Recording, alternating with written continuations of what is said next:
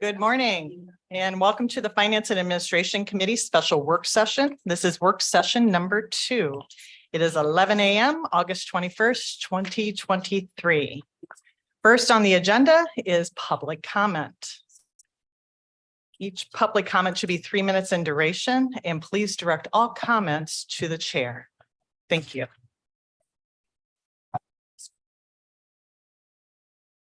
All right. Hi, Bob. Hi, Gretchen. On the topic that was brought forth at the last meeting of this committee a couple of weeks ago, Ottawa County was having a problem filling difficult positions. In the last stats, according to my sources who publish a newsletter, the number of open positions at Ottawa County was 46. Well, at Kent County, it was 16 in a county over twice the size of Ottawa County. Muskegon County had 10. Where have all the quality people gone? Obviously not to Ottawa County. Therefore, what is the reason? Could it be the current culture of the Board of Commissioners of Ottawa County that is the lowest level in years? It used to be much better, as I pointed out before. As stated before, employees are very worried that an unqualified OI sympathizer will be appointed to positions. This is evidenced by the appointment of the assistant for Mr. Gibbs, who started this morning, whose name I choose to forget, who is definitely unqualified and a very vulgar person, as evidenced by his post, which he cowardly pulled down, no doubt at the advice of Mr. Moss. But too late, the cat's out of the bag. His vulgar comments are all over the place, and decent Ottawa County residents are appalled. The deputy administrator will probably go the same way, a very unqualified and an OI sympathizer. We will see where that goes. You keep shooting yourselves in the foot and suffer from foot and mouth disease. Maybe you need some toe floss. You make it too easy to critique. Another thing on the 5% cuts that you talked about last week, and it doesn't apply to the administrator's office, and it doesn't apply to the legal, apparently, but they go up. Everybody else has been asked to decrease 5%. We'll find out more about that today. Certainly helps morale in Ottawa County. I would be outraged if I was a department head. The leaders need to lead and not at OC anymore. They should take on a bigger decrease than the rest of those. Show some leadership for a change. Mrs. Crosby brought it up, but I doubt that it was her idea, as it's clearly Moss who's orchestrating puppets to say things, as his puppets generally have no thoughts on anything. Ms. Cosby has taken the brunt of the criticism in the news media and everywhere. I'm sorry to hear that. She seems like a nice person, but she's being set up by Mr. Moss and doesn't realize it. Sorry, Gretchen, I just call him like I see him. We are not stupid. No punches pulled. Thank you. Thank you.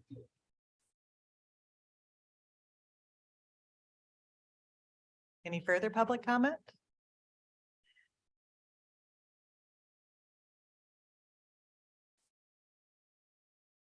Good morning. My name is Heather Coors, and I'm here from South Elland, and I can't believe I'm here. I have been so angry watching these things online. I decided to come in. I couldn't stand it anymore because the whole hiring of Jordan, because one, he's not qualified. Two, saw the photos of him with Nick Fuentes, who is a extremist in white supremacy. It's disgusting and vulgar. I find it irregularly just awful. I can't even imagine. Did you all think that was great, that he had a picture with a white supremacist guy? Does that mean anything to you?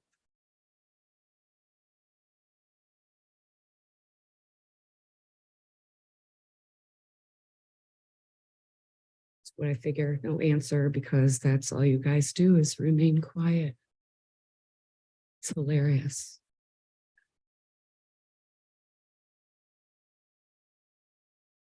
I used to wait on you, Joe, at Elpin Rose. Just a kid running around. Please direct your comments to the chair. You were a horrible tipper. But thank you. I've said what I need to say. I feel much better. Kind of really unhappy that our county is deciding to get involved with a white supremacist. It's vulgar. It's really vulgar. Thank you. Thank you.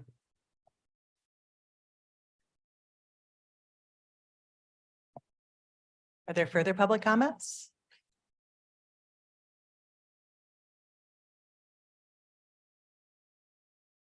Morning, Dan. Good morning. Dan Zimmer, Port Sheldon Township Chairperson. Some bullet point thoughts on 5% savings. Every state and local government must explore strategic sourcing and contracting, procurement, optimization, technology, and improved internal control. Superior facilities management contributes to organizations' bottom line, impacting short-term and long-term value of property. It can lead to cost savings up to 30% in space optimization and energy consumption costs. Energy saving buildings, programmable thermostats, LED lighting. Upgrading to LED light bulbs. These highly efficient light bulbs have been shown to use at least 75% less energy and last up to 25 times longer than incandescent lighting. Occupancy, vacancy lighting. Illuminate rooms and areas in use and dim areas that are not. Implement an occupancy-based heating and ventilation schedule. Consider becoming self-insured and run a what-if risk to reward analysis. The governing body of a local government entity may individually self-insure, may join or form a self-insurance program together with other entities, and may jointly purchase insurance or reinsurance with those other entities for property and liability risks and health and welfare benefits as permitted by law.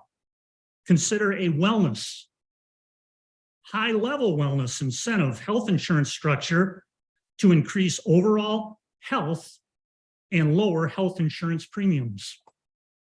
Thank you. Thank you. Any further public comment? Seeing none, we'll move on to approval of the agenda. Do you have a motion to approve the agenda? I'll make the motion to approve the agenda. Second. For discussion? Madam Chair, I just wanted to make mention in the packet for this meeting, the attachment that includes the draft budget includes as one of the appendices of the budget, the 2024 to 2029 capital improvement program. That draft has been updated. On August 8th, the Planning and Policy Committee approved some recommended changes. So I placed several copies of the updated version of the capital improvement program next to Karen there on the table for anyone that would want to have access to that. That draft will be on the agenda for tomorrow evening's full Board of Commissioners. Thank you. Right. Moving on to action request. I'm sorry. Thank you. All those in favor of approval of the agenda? Aye. Aye. Those opposed? Moving on to the consent resolutions and approval of the minutes from August 10th, 2023, the Finance and Administration Special Work Session. Do I have a motion? So moved. Second. Is there a discussion? Seeing no discussion, I'll go ahead and all those in favor, please say aye. Aye. And opposed? Hearing none, we move on to the agenda and action items requests, which we have none. Next is committee reports. So it's the review and discussion of the proposed FY 2024 county budget. We're going to recap the first work session county budget for fiscal year 2024.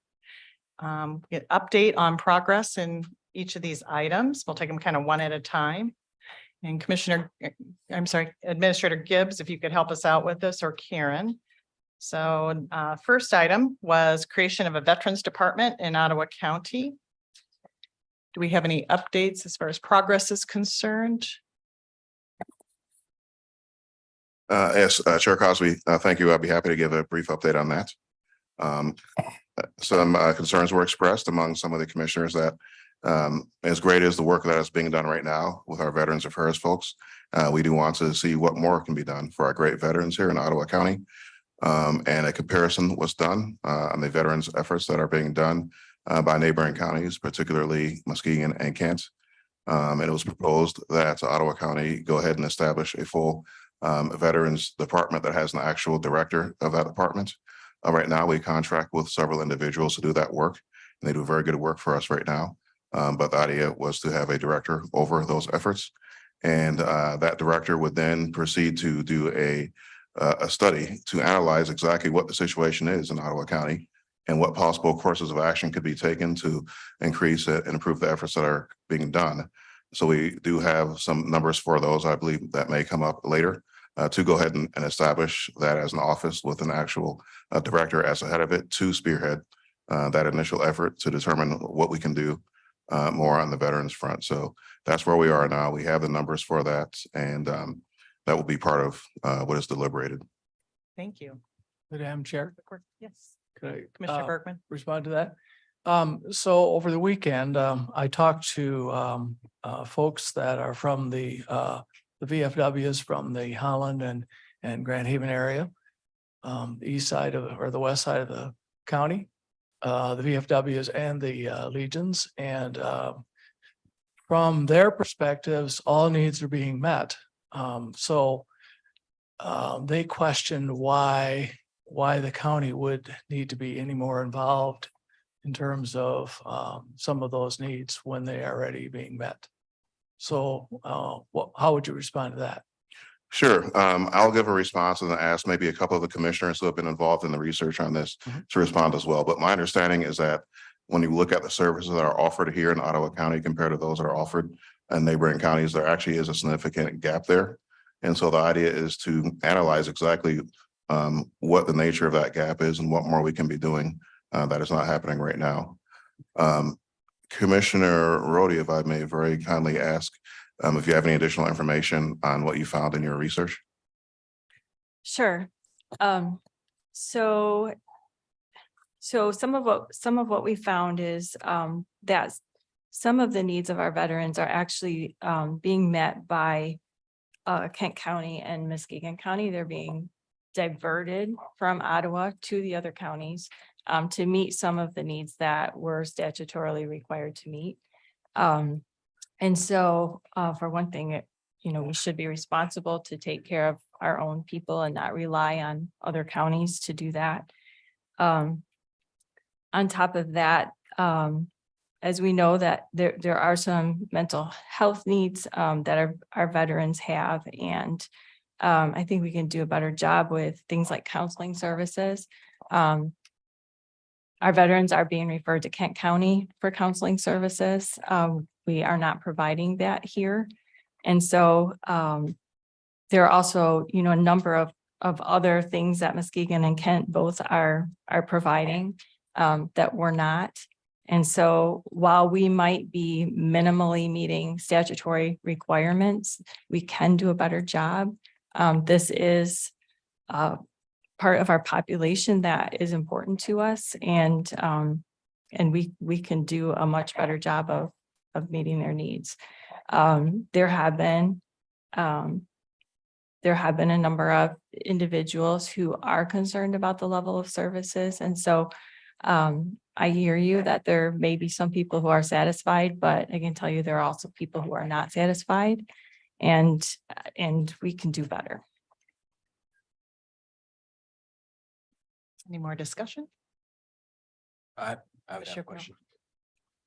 Commissioner Bonema. Thank you. In your conversations with Muskegon County specifically, is there somebody up there that you're speaking with, that you're getting your information from? So I personally have not had conversations with Muskegon County yet. I know that Commissioner Moss had conversations with someone there. But they have a director for their department. They also have an administrator who's willing to help us as we would look at modeling after them. And so we would be looking to connect with them. Do you remember who you spoke with, Commissioner Moss? At one point I spoke with deputy administrator, but that was more recently.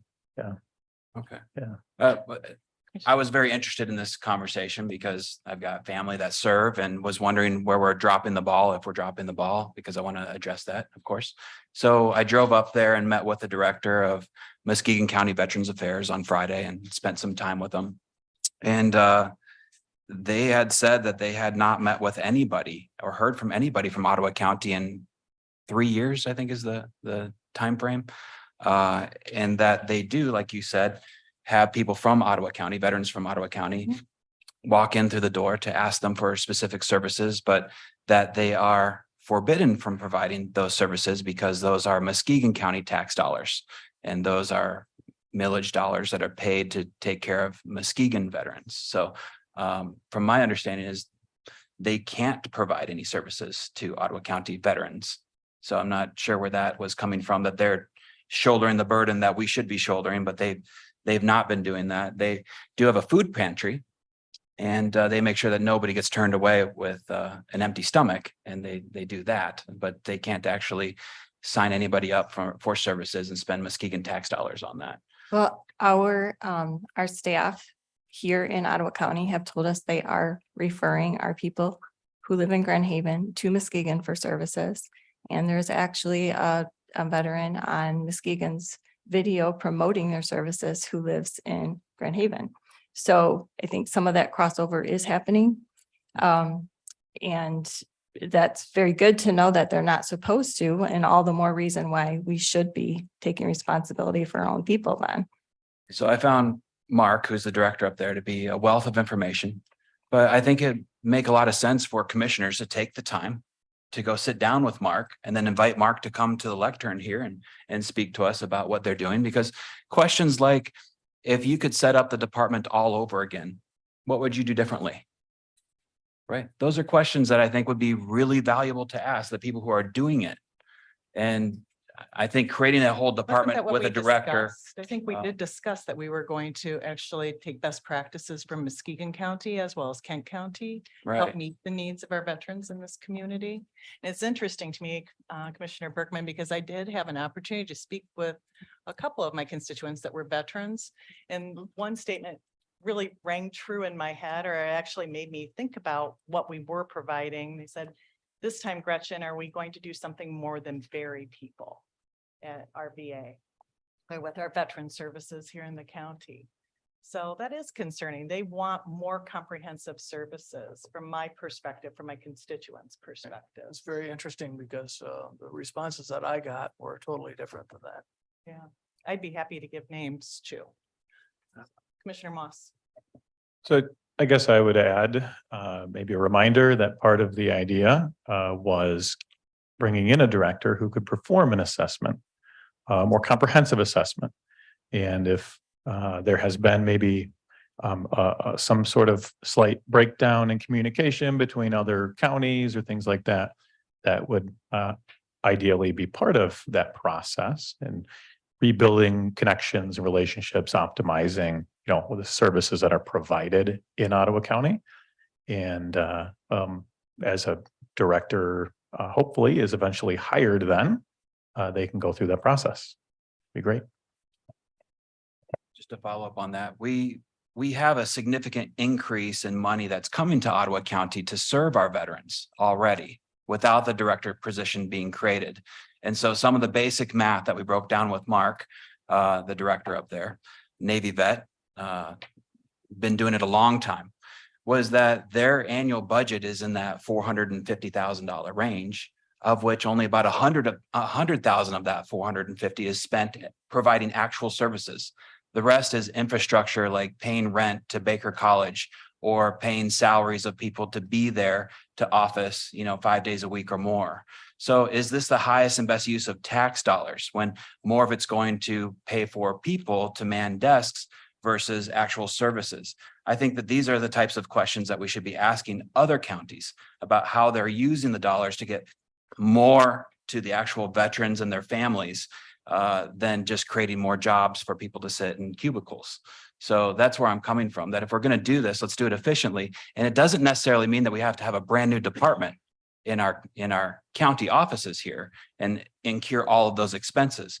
We can do that with Lauren. I think a lot of us know Lauren, and I think I'd love to have him weigh in on with this new money that's already been allocated, how that might address a lot of these gaps in care and services and funding that we haven't had access to in the past. But we have a new grant and, excited to put that to work. But the step to put a whole brand new department in place might not be the necessary next step. Let's take one step before that, or consider that at least, with this new money that we have to address this issue. I would just, I'm sorry, I would just say that one of the things that we have discussed is, some of the funds that we've had through grants has been for promoting the veteran services to the community and making them more aware of what Ottawa County can do. One concern that I've heard from Lauren is if we advertise, our services, I don't really know how we're going to respond to an increase in need. I think that their staffing is doing everything they can handle at this point. And so if we use that grant money to advertise and let our veterans know that we're here for them, so they truly know we're here for them, we're not going to have people on the back end who can handle an influx in our veterans coming in for help. And so, so we're kind of stuck in this position right now where we're not fully utilizing the grant funds we even currently have to reach out to our veterans, because if we did, it would create a problem on the back end where we don't have service providers, we don't have the resources for them. Thus, we're sending them to Kent County for counseling. We're, referring them out to other counties that they live closer to for services. And so if we even utilize the grants for what, for the reasons that we were given them, we have an increased need for staffing and for service provision. And so I don't think that this, this is an unwise use of funds. You look comparatively at the other counties and, comparatively speaking, I'm just going to go through some numbers here. Ottawa has approximately 12,000 vets. Muskegon has 10,000. Kent has 28,000. As far as the percentage of the population goes in Ottawa, it's 4.1%. Kent, that's 4.3%. Muskegon's a little higher with 6.2%. And the amount of money coming in for vets in Ottawa is 183,000. Muskegon is 519,000. Kent is 1.4 million. Now Muskegon and Kent both have millages. But then the budget being spent on vets is 183 million or 183,000. And again, we don't even know what to do with that money, because if we actually spend it, then we don't know how to service our vets who come in for help. Muskegon has a budget of 501,000 and Kent has a budget of 1.36 million. So looking at doing a little more for vets so that we can actually use the money to let them know we're here to help them, and then actually have more people here to support them, is not unreasonable when you look at the numbers of vets we're serving, percentage of our population, and the money being spent in other counties to serve those vets. Let's just keep in mind of the infrastructure costs that you're creating by creating a new department. You know, if less than 20 cents on the dollar is actually making it to these veterans' families, that's a failure in my book. I think that we can do better than that. So let's learn from these other counties of how they're spending the money to figure out if there's ways that Best we can improve on practices that. from the other counties, surrounding counties. That's what we had And discussed. I So think that starts I with appreciate your conversation. Support in that regard. Yeah, I mean, Absolutely. we need to be Absolutely. talking to them, not just. We need to actually be talking to them. So spend some time face to face with them. This is about, yeah, the budget proposal though. So we'll get to that stage as well. Thank you. So item number 2 is updated corporation council budget to reflect the current hours needed for the county. Karen, have we proceeded forward with that?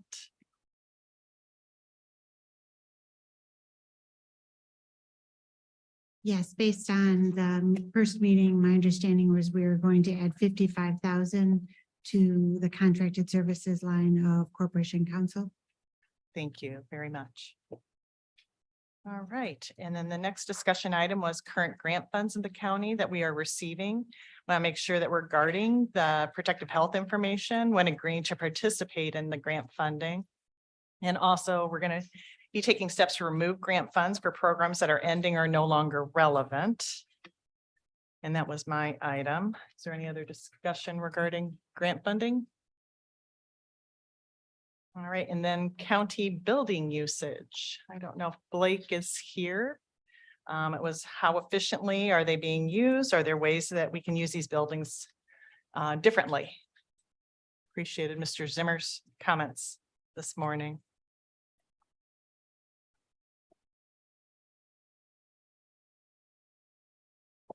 Good morning, commissioners.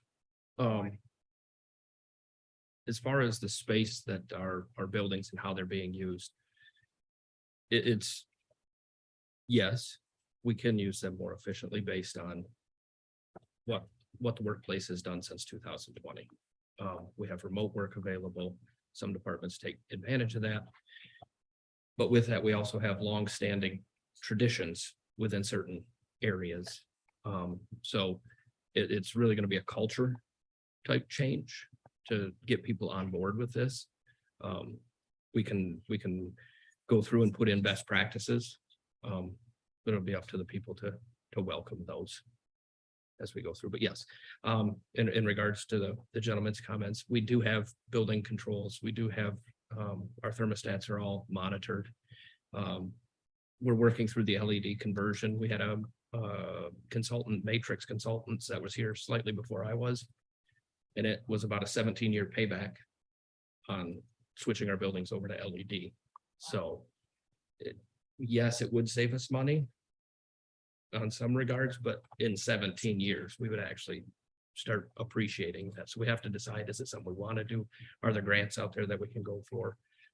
Is there ways that we can do it in-house instead of hiring out? All things to explore there, but back to your comment about space, yes, we can be more efficient. You just demonstrated you're an excellent facilities director. Thank Oh. you. Yeah, no problem. Thanks. All right, and then budgeted positions versus hired positions for the departments. And this was like an opportunity for reducing positions that have been budgeted but up for approximately 6 months. I don't know if Administrator Gibbs, you have any updates on that? Yes, Chair Cosby, thank you. So I did reach out to HR and ask for any information that they had on positions that had been open for 6 months or longer, but not filled. And we did find a list of about 10 plus or minus of such positions. I did reach out to the departments that were in charge of those positions to ask them the status of those. And we did end up determining that 3 of those positions could go ahead and be eliminated because they were no longer needed.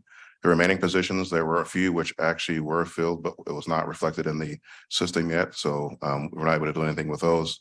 There were 1 or 2 that actually already had been removed from being posted, but that had not been reflected yet either. And for the remaining positions, the directors felt that they, for various reasons, such as legal requirements or whatnot, that they wanted to keep those positions up and that they were going to be filling those in a near-term time frame. So we did do the exercise and resulted in 3 positions that had not been filled in more than 6 months being eliminated. And the director was very comfortable with that decision. Thank you very much. All right, and so this was brought up also in public comments. The commissioners, we were elected on a platform to promise fiscal responsibility and efficiency. So I'd asked for an approximate budget reduction of 5%, and I did ask for that actually. And I said not highly prescriptive, but to really look into like your supply management. So we brought up procurement today, as a matter of fact. Travel and conferences is another way that you can take a look at it, but we want to demonstrate that, you know, we recognize that our taxpayers are under inflationary pressures and be able to, in fact, that demonstrate that we're able to, you know, kind of pull in our belt as well, out of respect for what all of us are experiencing regarding inflation. So John, you and I spoke a little bit about kind of a plan here. Would you mind addressing? Yes, thank you, Chair Cosby. Yes, I think the goal that you had mentioned of the 5% reduction is something very much within the realm of what we can analyze, but I don't know if it's possible within the time frame of the FY24 budget. My recommendation is to make this a conversation that goes into the next year's budget. By that, I mean FY25. So one idea is potentially work with an external partner, perhaps through an RFP that can help us do a very deep dive, working together and working collaboratively with the departments and with the commissioners and myself to help us analyze some of those things that we could perhaps make more efficient without necessarily reducing our levels of service. I think that is quite a deep dive conversation, and it's a very good conversation to have. So we're very happy to kick that off very soon, as once the budget process is concluded, as we have discussed previously, and to really get some good answers, some comprehensive answers on those questions of improving efficiency and maybe getting some big wins there as far as making things more streamlined. So I think it'll be a good process. The commissioners, of course, agree with that. Be happy to kick that off. Thank you for the progress. It's a big project, absolutely. So with that being said, I think those are the items that we discussed at the first work session. New discussion items that were brought forward for today's work session. For number 1, optimizing the public health budget to bring it back to pre-COVID historic levels. Any discussion? Commissioner Moss? Sure, I'll be happy to speak to that. I was reviewing kind of taking a historical perspective on public health budgets.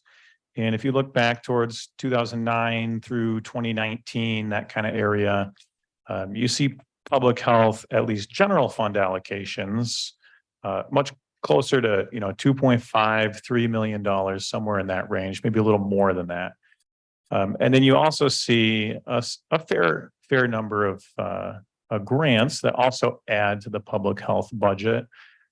So what I think would be a wise use of taxpayer funds is to look at bringing the general fund allocation for public health back towards kind of its historical standard over the last 10 or so years.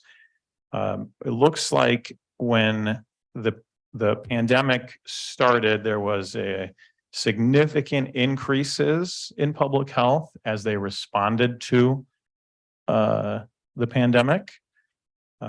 We've seen what types of responses there have been. We've seen also the reaction to those responses with the people of Ottawa County asking for a new direction, making sure that the county prioritizes freedom and things like that. So I'd love to see that budget go back to kind of what it has been historically, maybe put it down towards 2.5 in the general fund allocation. And there'd still probably be another 5 million in grants, I believe. We could kind of dig into it a little bit more. But I think that would be a very wise use of taxpayer funds and still allow all the essential services to function just fine like they have since 2009. So that's in general my first comment. And then some questions we could ask might be good to look at per program in public health. what is the general fund allocation versus grant allocation for those programs? So if you have a program and it costs $100, is it 50% grant funded or not? It might give this committee more information about how to look at the numbers. And then going right along with that, look at kind of major initiatives or outcomes desired by each program. Could also be very helpful. And lastly, kind of a year-over-year look at how many people these programs interact with directly. For example, there's some critical programs like these hearing and vision tests that go on. I think it would be very helpful for the board to be able to see the numbers behind that. How many families are served? That'd be very interesting. Also, to look at the trends and provide more information to the committee. So those are my initial thoughts.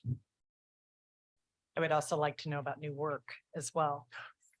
So they're from historical COVID. I don't know what year you're looking at to now.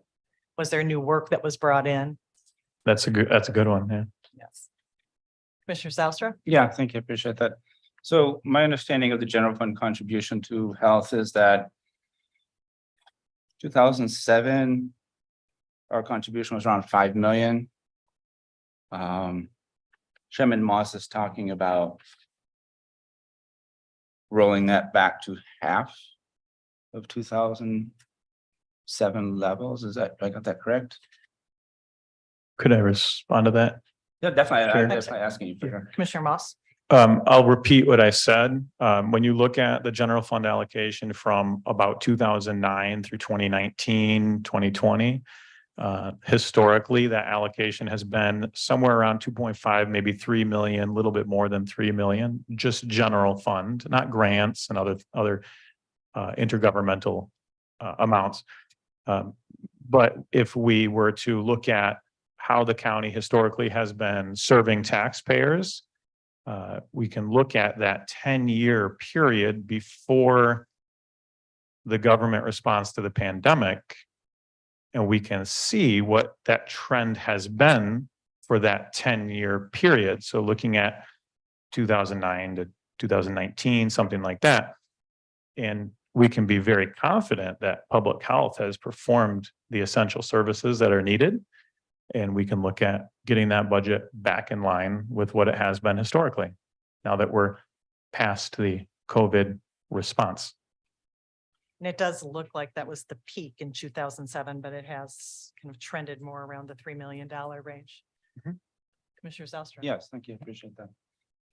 So I understand what Commissioner Moss is saying is that, public health was on around a $5 million general fund contribution in 2007.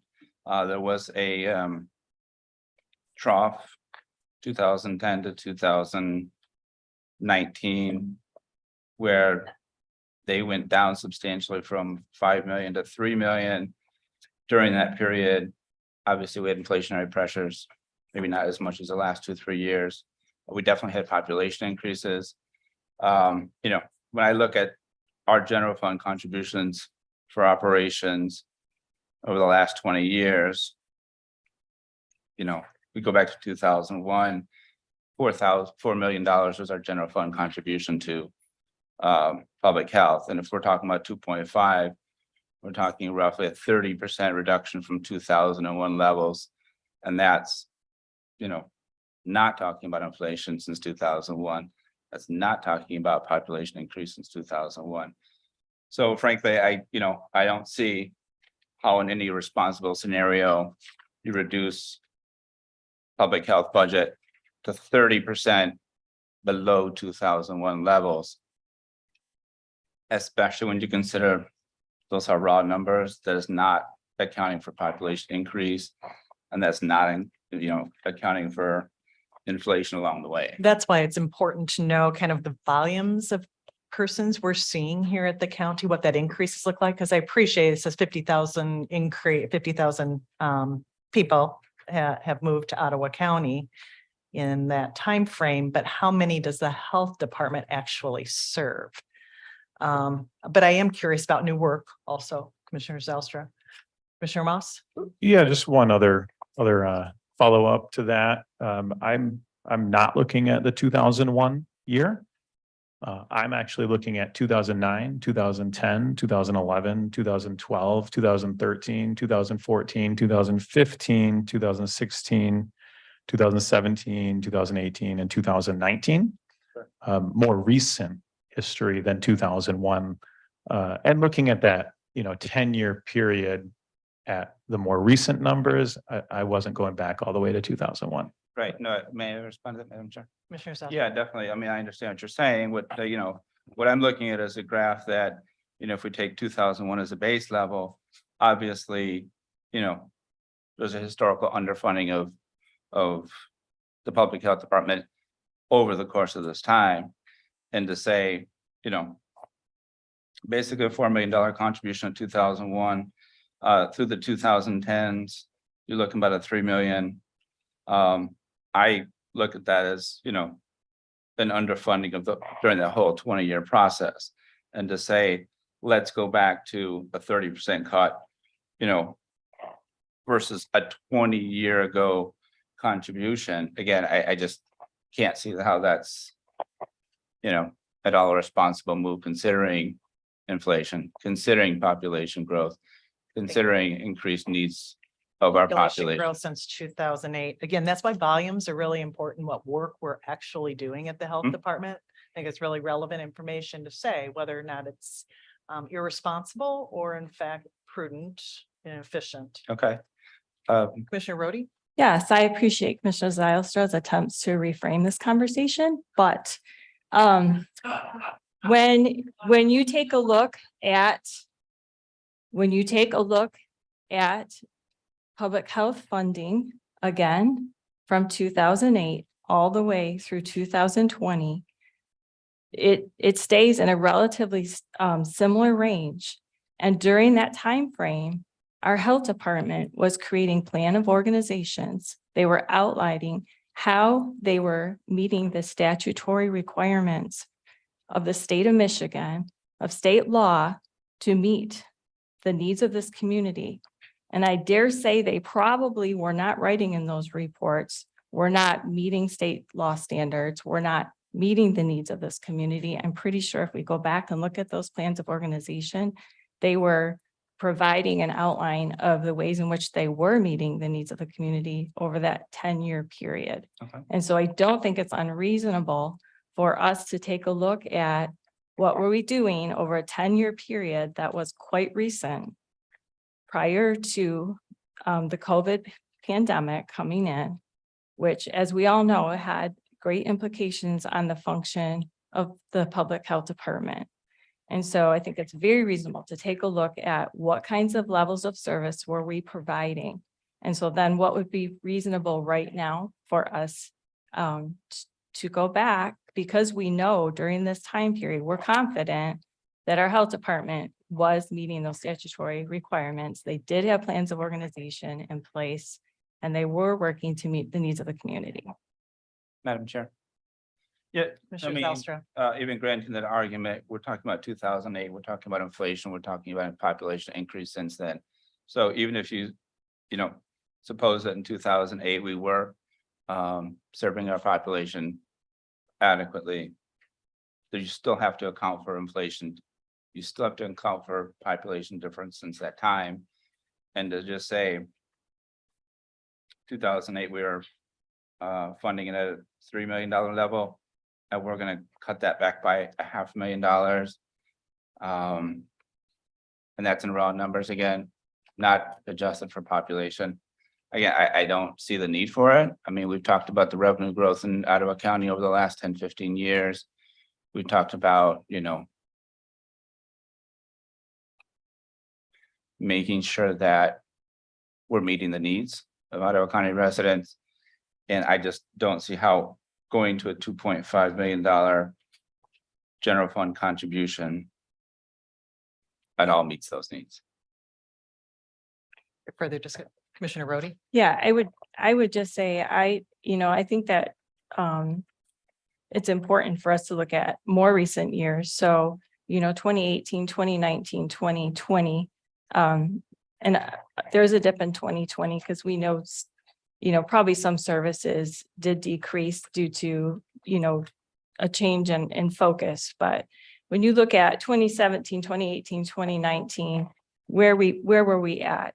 And I'm personally comfortable not dipping quite as low as 2,500,000, but maybe being closer to 3. But I think it's very reasonable for us to be in that ballpark. Commissioner Moss? One other helpful comment, if you look back at some of the prior years and the grant revenue that was received, some of these prior years, the grant revenue was down from where it is now. And so even though, perhaps the board looks at reallocating some of these general fund dollars, like back in 2016, it looks like grants were maybe only 3.5 million, but now they're 5.5, 6.5 million, something in that range. So we'll actually see some really good increases in that respect. And so that can help, factor into the situation. Thank you, Commissioner Curran. Thank you. So in my past experience in the corporate world, we would look typically year over year, every 5 years and every 10 years. So I don't think that looking over the last 10 years is out of line. What I would be interested to find out, Doug, or from the health department, it sounds like we did have a spike in, you said 2001, correct? Wasn't Or- a spike in 2001. or- 2001 was just under 4 million. Okay, so There was an increase from 4 million over the next 8 years to just below 6. And then there was a dramatic drop with, obviously the recession in 2008, 2009. And Yeah. for me, it has never recovered from those levels, right? Especially when you consider population growth and inflation.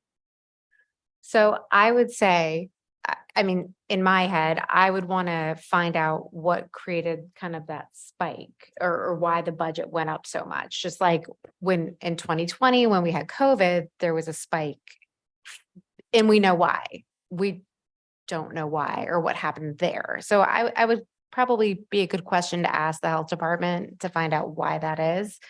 But like I said, I think looking at a decade and kind of going from there seems appropriate to me. I think the reason why we decided on 2019 too, to look at, because it was the last year without COVID as an influence.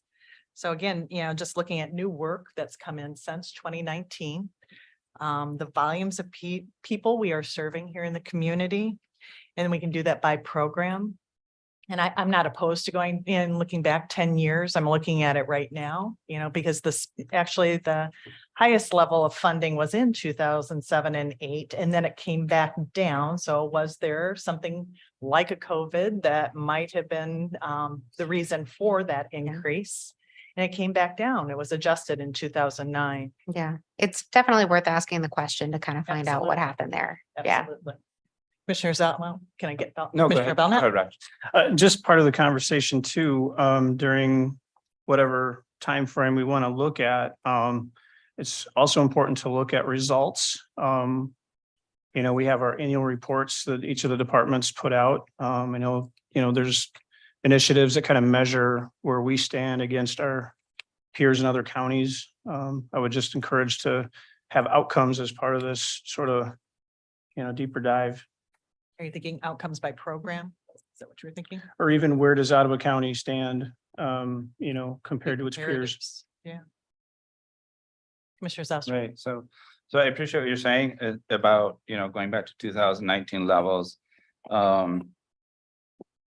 2019 was around $3 million contribution, so obviously this is still a cut below 2019 levels. And still you have 5 years of inflation, you still have 5 years of population growth. I mean, over the last 5 years, I think we've seen, increases to the general fund contribution to public health. The recommended budget here was for 4.7. I think that makes sense to me. Going to 2.5 from a recommended 4.7, I guess just does not make sense to me. It does not seem responsible considering all the different things that we've had to work with, including inflation, including population growth, including, COVID is still, existing.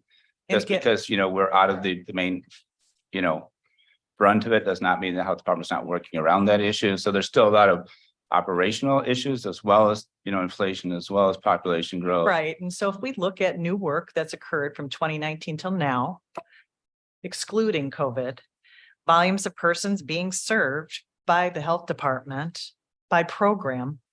I think that, we'll get maybe a different number than the 2.5. But we should take a look at it from a multiple perspective analysis. Any other discussion? Seeing none. All right, moving on to clerk's budget. And actually Justin's going to be here September 5th to speak with the board. I think it's at my finance committee meeting, if I remember correctly, but I do want to know, Karen, if you could, and it could be for future reference because I'm taking you by surprise here. What line item I should be looking for the ERIC system costs for participating in ERIC. And then also the ballots that we're purchasing for the general election in 2024, whether or not we're purchasing watermark ballots. And where I need to look. I'm sorry, I'm probably not gonna be able to answer your question. You said Eric, I'm not. Yes, So it's we a- may have to wait for the clerk to answer that question. It's it's a service that actually multi-state, multi-jurisdictional service that'll has access to the qualified voter file. Sure. Yeah, So- I'm not. And I think guess- it's a subscription. Okay, So so just that, wanted to know where I that would would be in find the that operating amount. budgets of elections. But I'm Yep. not entirely sure how much, or I'm not familiar with that. Yeah, no, I'm taking you by surprise. So one thing about the early voting, Mhm. that equipment is, we did make an adjustment for that early voting equipment. It was in the proposed budget at 180,000. The clerk believes that the state is appropriating funds to reimburse localities for that equipment of 180,000. Actually, the kind of ballot watermark, that would also have to be the clerk that would answer that question. But as this has evolved over the summer, we did, it did change. So in your proposed budget, there's 180,000.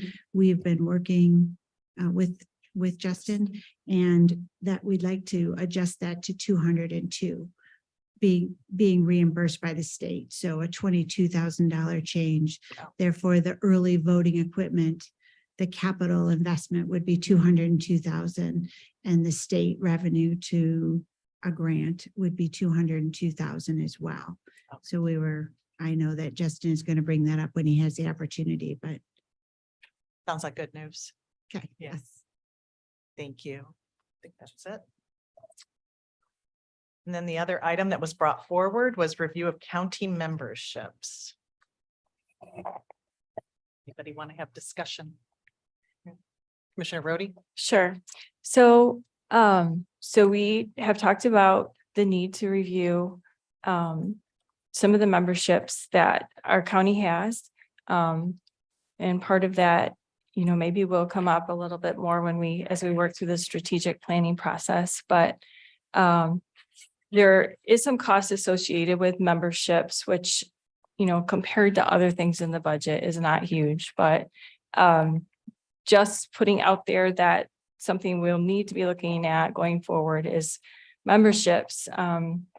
And just looking at things like we've been a member of Race Forward, which was associated with GARE, membership with the Sex Education Alliance, which is comprehensive sexuality education. NACHO, which is the National Association of County and City Health Officials.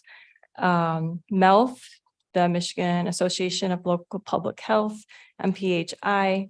So we're just going to want to be looking into some of these different associations to see if these are organizations that we truly align with as far as policy goes. And so I think it's just important to make a note of that.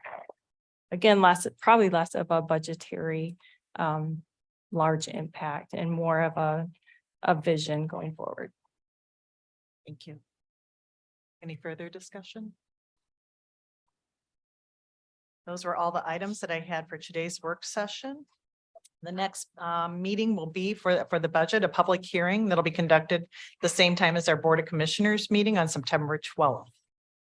That is, Madam Chair, yes. may I add something to the Sure, agenda? Commissioner Self. So I think we've talked a lot about, a 5% cut. We've talked about, basically a 50% cut to public health. I would like to look at administration. I think that's one of the departments that's seen the most growth. We're looking at a 36% growth in administration. I think one of the two areas that really stick out to me are the digital communication specialist, which is a new Commissioner position. Zylstra. I'm surprised. You were supposed to bring your agenda item to, you could have emailed me your agenda item. So it sounds like this is a new agenda. I just asked you if I may bring it up. You said yes. I didn't know it was going to be an agenda item. Okay. Do you wish me not to talk about it? Proceed. Okay. The first one was a digital communication specialist. I think was 90-some thousand. And then the newsletter, I don't know the current cost, but that's around 120 or 125 by now with inflation. The digital communication specialist, we haven't really talked about it yet as a new position. It's being added through the budget process as opposed to, as an action item.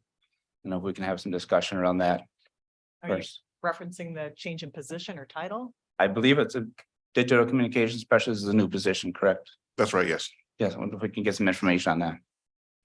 Sure. So I can address your questions. You're referring to the budget of the county administrator. A few things that are happening there. One, I did make an increase in the executive aide position, which I think is a very good investment. So that is a component of that. I did move the communications manager to communications director. There was an increase there. I think that's a very good change. And through discussions with our communications director, that's where we had the idea of the digital communication specialist. I think there's more we can do. We discussed this at a previous board meeting, I believe, but I think there's more we can be doing in the digital space and the video space. So that's where that position is born out of. You mentioned the newsletter contract. I believe that the terms of that are roughly the same as what we've done in previous years. I can go and double check that. But those are the components of what you see there for the increase in the office of the administrator. I appreciate that.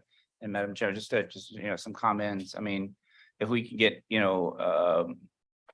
kind of a outline of what the digital communication specialist, I know we briefly talked about it when we talked about the, senior executive aide, but it'd be nice to have just like, what is this person going to be doing? It's $92,000. So that'd be great to kind of have that, broken out what that person is going to be doing. I'd be very happy to send you the job I description if that would be good. And the second one is, going back to the newsletter. I voted on this favorably the first time it came up. And we did talk about the contract back in April, I believe. I still feel like, this is an area maybe we can save money. The county newsletter for me is a newsletter. We've had this discussion with Chair Moss, is something that represents all of us as a board. I personally felt like the last newsletter didn't fulfill that completely. So either we look at our procedures around the newsletter, or, if we can't come to a procedure that satisfies everybody, to eliminate that from the budget. Commissioner Moss. I support continuing the newsletter. I'm curious, how long? Excuse me. Can I respond? Because I would concur with Doug that it was used in an inappropriate manner the last time, and I believe it should be either eliminated or it should be focused on the county departments other than, philosophies. Commissioner Rhodey. I just want to push back on that a little bit, because I do believe that county newsletters kind of can't help but reflect the direction of those in leadership at the time that the newsletter is created.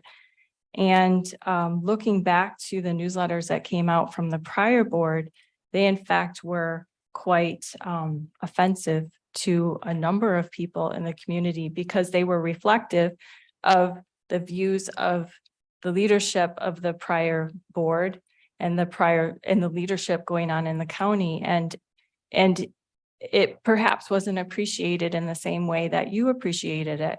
And so I think some of that may always be true, that we're not all the same. And so we're not going to all appreciate the written word and the leadership of our county, depending on the perspective we're coming from and depending on who is sitting in these seats and who's leading. And so, you know, I think to some extent that's also always going to be true. I also would say that the process and procedure for this newsletter was the same as it was for the prior newsletters. There was not consensus obtained from all commissioners in the prior process. And so, you know, it's unfortunate that you don't care for the current newsletter, but the process has been the same as it was in the past. And we voted for it as a board. We approved the contract. And so it has been addressed already. So perhaps that's all the more reason for us to maybe bring it up again and maybe vote, see if we want to continue proceeding. Because I think the new administrator or the new person that you're going to bring on to do some of the other kind of informational output from the county may overlap some of this, correct? It could, correct? Are you referring to the digital communication Yes, specialist? right. No, I don't believe there'd be an overlap between that position and the newsletter. The newsletter is, I would certainly hope not, but there may be. well, the newsletter is mailed out in the postal Sure. physical Right. mail. But this is And going to go out. the new often. position is digital Right. communication specialist. Sure. So postal mail is not digital. So there's no overlap between those. Okay. Commissioner Zalstra. Yeah. We'll see. I really appreciate a lot of what Commissioner Roddy has to say and, you know, a point taken about, you know, what the previous board put in the newsletter. Not every resident appreciated that, right? I totally get that. But I think at the end of the day, if it's a board publication, it should be something that, you know, reflects what the board as a whole, you know, wants to put out there. And I think in the past, the newsletters, you know, reflected what the board as a whole, right? And there was no objections to the past newsletters back on the board because I felt like they were all crafted in a way that represented us as a totality, right? And not, you know, certain positions of certain members. And I think there's a big difference there that, you know, while certain residents may not have appreciated a newsletter, the newsletter itself was written by all 12 because it incorporated all of our views. I mean, we have, you know, we have our legislative priorities, right? On every committee meeting. And those legislative priorities are priorities of all of us, right? And in the rules for legislative priorities, if there's one commissioner who disagrees with one of the priorities, they can have that taken out as a priority, right? Because at the end of the day, the legislative priorities of the board should be legislative priorities of the board, not just some folks. So I think there's already. Commissioner Zalstra, then you're saying that yours, I do have the floor. you've had the floor for quite a while. Well, he gets up to 10 Just minutes. Curious.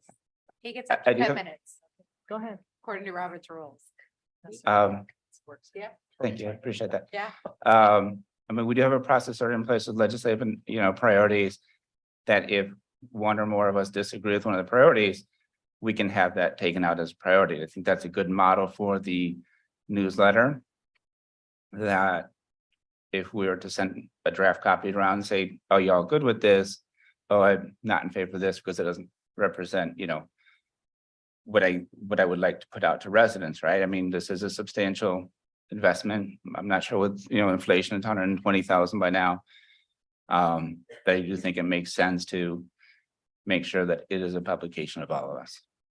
Thank you. I appreciate the time. No, and I'm sorry to interrupt you. It was more a question that I would clarify. You're welcome to ask a question for Did sure. so in the past, you all took turns editing and approving the newsletters that went out, all Okay. 12? But Because it sounds like that's the expectation. I'm asking you, Commissioner. right. No, Zalstra. there was not a process because I think at the end of the day, the publication itself, you know, when it came out, there were no objections. Like I said, the last time it came out, I did, you know, evince my objections and those weren't really well received. I think, you know, if I had, you know, whether it was, you know, Commissioner Bergman or Commissioner Fensky in those days, if I had said, hey, I don't appreciate this article, I don't think it represents all of us. I'm obviously a minority party-wise in this board. And if I had said, look, I don't think it represents all 11 of us, I would have hoped that back in those days, that the chair would have been, you know, receptive to that point of view, right? We never had that issue because I felt like it was designed in a way that represented, you know, there were 10 Republicans, there was 1 Democrat, and a lot of differences of opinion around the dais. But it was written as a way, in a way that represented all of us. And That's why I again, it asked didn't, that question of sure. you as the. There was no Democrat. process, but I think there was, you know, it was written in a way that we didn't even have to get to that crossroads, right? Commissioner Moss? Commissioner Rhodey wants to go first. It's fine. Rhodey? Yeah, I would just point out that there's sometimes seems to be a different standard on the county level than there is in Lansing. And in Lansing, those who hold the majority and hold seats are very comfortable with advertising their priorities and their values and pushing through the legislation that they find to be a priority, and completely comfortable with spending taxpayer money on advertising all of those things. And so, and yet for some reason here on the county level, it's expected that there be absolute unanimous thought on anything that's put out here. So I'm just pointing out that there seems to be a discrepancy between those two things. Madam Chair. As Commissioner Moss was next. Sure. I guess I hear a couple things from Commissioner Zylstra. If I could summarize, I heard a key phrase, back in the day. We're no longer back in the day. Back in the day, one of the commissioners told me, sometimes the government needs to make your decisions for you, and that's what we're going to do. Another commissioner told me, when I asked, what do you think about all these parents coming and advocating for their kids?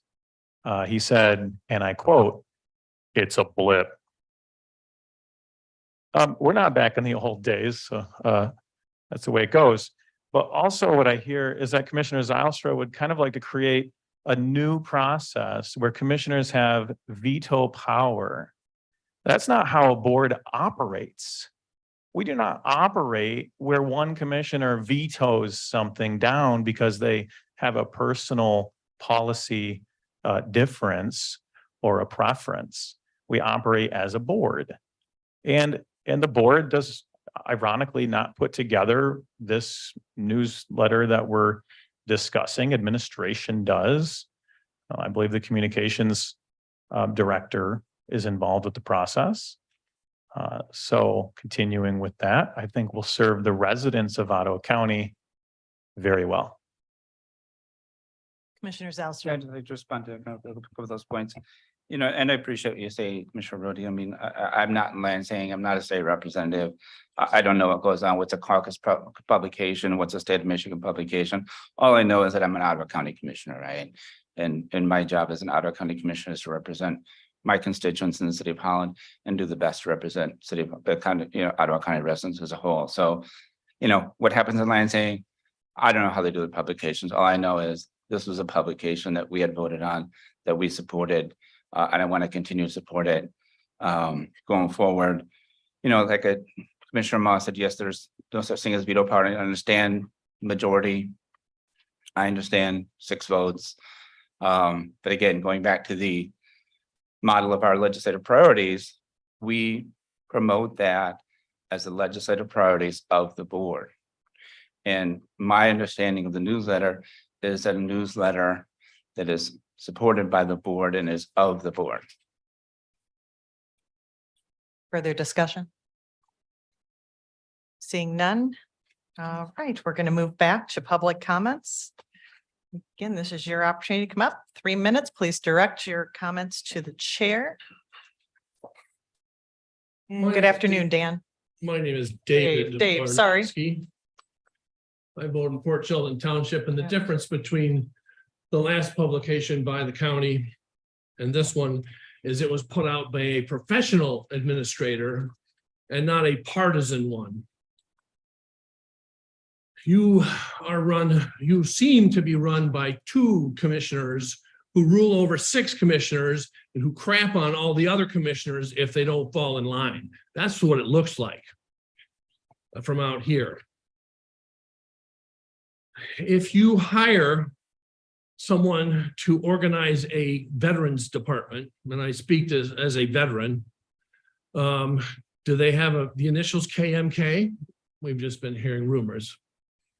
If that's the case, we're gonna fight about that. But even before that, even if that's the rumor, forget that rumor.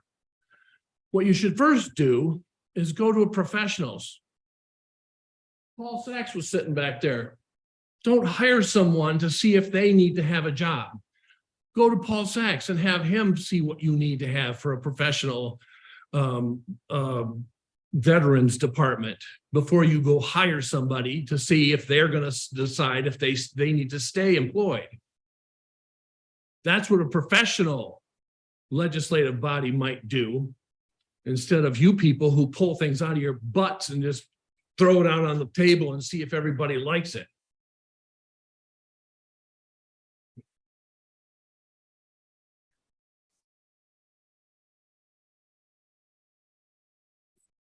Yeah, Good morning. right. My name is Kim Nagy.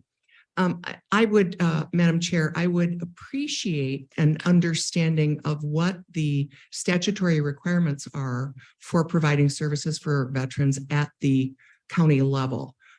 Commissioner Miedema referenced statutory requirements. Is there, it would be helpful if you would provide that to the constituency so we have a better understanding of what we are not meeting or what we are required to meet as a county, because my understanding of veteran services is that that is a federal and a state function. So if you could put that out for us somewhere, that would be really helpful. Thank you. Thank you.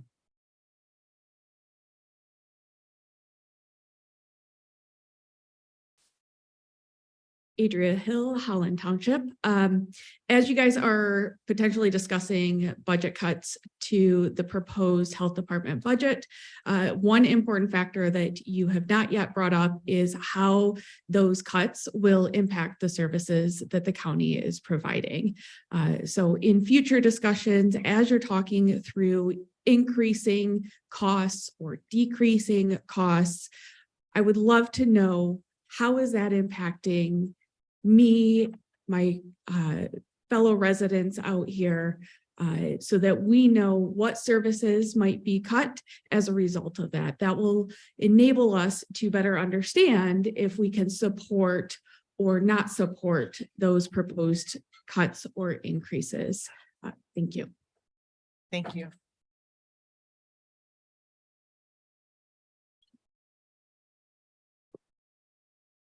Bob Seaman, London Township. I'm gonna take another bite at the end. You talk about the health department. I had one thing to talk about, now I got to vote. But you talk about the health department, and Mr. Moss says his initial thoughts, which are bogus, totally bogus. And he implied that COVID is over. COVID's not over. Yeah, there's a new variant in Michigan. Read the news. And his hatred of the health department is deplorable. Everything he does is focused on that. That's quick. My other thing is on veterans. As for the idea of doing something for veterans, it is a great idea. Everybody's in favor of that. But Moss doesn't know apparently about the 7-member committee of the Veterans Affairs. What they do is support veterans. I was on that committee as a representative of Ottawa County. I don't know if Karen is or not, but I was. I saw those meetings. They help people out. And that's why there's been no problem here. However, the action by Moss is nothing but shameless, desperate, deplorable, political effort on his part to court veterans, while at the same time he and Moss puppets have voted down many grants that would have helped veterans with mental health issues and suicide. You've done that. This is hypocrisy and a fraud on Moss and his puppets. I, for one, oppose hypocrisy. Iowa Impact embraces it. Moreover, so should you. Do they realize that people see what he's doing? Does he suffer from the smartest man in the room syndrome? He's not, by far. Your time on earth, who knows? I wanted to focus in on the budget cuts, and I know the 5% doesn't apply to those two people over here. It only applies to everybody else. But if Mr. Gibbs had to make a 5% cut, it'd be $50,000, $60,000 in his budget. If the attorneys would, which they never will, also do the same. Let's see here. Oh, and please, Mr. Bonema and Mr. Bergman done far more research than you have. You apparently have been lying about contacting them. They haven't been contacted in 3 years, except by these two gentlemen. And the last point I have is, stop interrupting Mr. Give him a chance to speak. You interrupt him at every point, every juncture, as much as you can. Please give him respect. Thank you.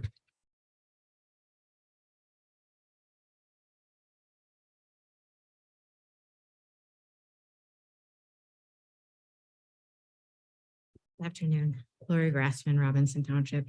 I just want to thank you guys for all of the discussion. I would dare bet that the majority of this room actually lives on the lake shore. And I think that they forget that there's like a whole other half or 3/4 of Ottawa County that probably don't show up here. They're at work, they're doing things, but I do appreciate the discussion. I appreciate the in-depth research. I think everybody is chatting it out. Really, honestly, I look at the Veterans Affairs, like that department's going to be beneficial. One of their own members, Wes McGee, who lives in Grand Haven, he specifically told all of them that he goes to Muskegon County for his services and he lives in Grand Haven. So they probably ought to listen to their own members. I think we have to put them first. They're concerned about all of the people. Did you turn down a grant? Yeah, that was 2 months of service, 2 months. We have 12 months in a whole year. I think having a department would be beneficial. So thank you for all of you that you guys are doing and looking at benefiting the whole county, not just part of it. Thank you. Thank you. Are there other public comments? Well, I'm gonna maybe dispute that a little bit. Janet Martin, I live in Georgetown Township, so I'm right in the middle of the county. Yeah. Please address. If you wanna. Chair, thanks. Dad's a veteran, buried at Arlington, can't say enough about veterans. But if you want to look at putting a veterans department, you don't hire somebody, you don't hire a director to do that. You get an outside consultant. You have that consultant look at, do we need those services? What services do we need? You could do the same thing for the health services and say, hey, where does our budget need to increase? You guys are, well, I'm assuming we need that because I talked to Joe here. I talked to somebody who said we don't have enough services. Get an expert. Don't hire an expert.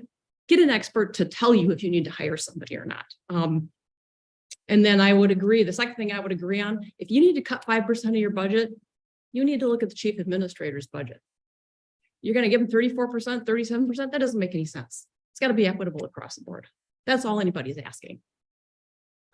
Equity. So those are my 2 thoughts. Thank you.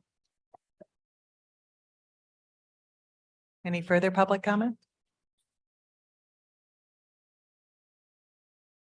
Heather Course, South Holland. I heard you guys talk about it's all about everybody and everybody should agree. Well, you don't. And I've seen as many other county residents as see and you bully certain people on the board. It's juvenile.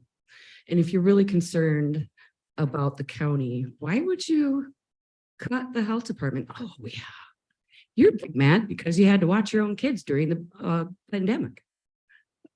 We all had to do stuff that we didn't like. The pandemic isn't over. It's creeping back up on us, which I don't like. But if something has to be done in an emergency, we're going to need those funds for the health department. Another thing that I've been really wanting to say too, somebody mentioned a couple weeks back about guns and how more guns would stop bad guys with guns. That was the most ridiculous, redundant statement I have ever heard in my life.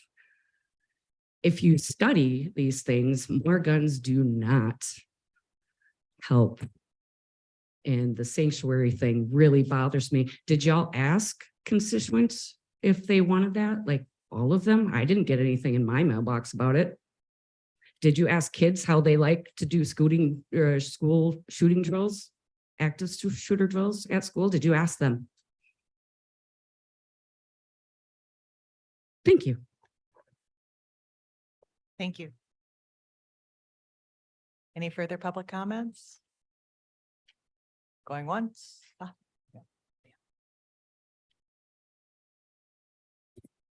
Ian Zimmer, Port Sheldon Township. Half-truths, embellishments, innuendo. Introducing Veterans Affairs based on empty conversations with adjacent counties, implying other counties are providing services to our veterans seems to be riding on a false narrative.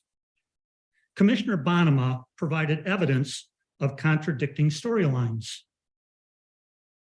Moving forward, do not use terms "we met and had conversations with" shadow entities. Use definitive statements of speaking of who had conversations with whom, names, titles, dates, times of said meetings, conversations. Don't initiate proposals within the concept of a verbal Trojan horse. thank you. Right. Any further public comments? Going once, twice? Thank you. This meeting is adjourned.